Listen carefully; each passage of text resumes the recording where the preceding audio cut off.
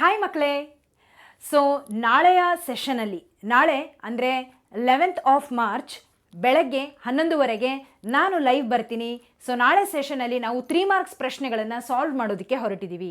So ಯಾವೆಲ್ಲ ಪ್ರಶ್ನೆಗಳನ್ನು ನಾಳೆ ನಾವು ಸಾಲ್ವ್ ಮಾಡ್ತೀವಿ ಅಂದರೆ ನಿಮ್ಮ ಮಾಡೆಲ್ ಕ್ವಶನ್ ಪೇಪರ್ ಹಾಗೆ ಪ್ರಾಕ್ಟೀಸ್ ಪೇಪರ್ಗಳಲ್ಲಿ ಬರ್ತಕ್ಕಂಥ ಎಲ್ಲ ರೀತಿಯ ಪ್ರಶ್ನೆಗಳನ್ನು 3 ಮಾರ್ಕ್ಸ್ ಕ್ವಶನ್ಗಳು ಏನೇನಿದಾವೋ ಅವುಗಳನ್ನೆಲ್ಲ ನಾವು ನಾಳೆ ಸೆಷನಲ್ಲಿ ಸಾಲ್ವ್ ಮಾಡೋದಕ್ಕೆ ಹೊರಟಿದ್ದೀವಿ.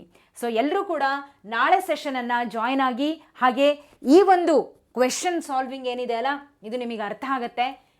ಯಾವ ರೀತಿ ಪ್ರಶ್ನೆಗಳು ಬರ್ತವೆ, ಎಷ್ಟು ಕ್ವೆಶನ್ಸ್ಗಳನ್ನು ಓದಬೇಕು, ಹೌದಾ?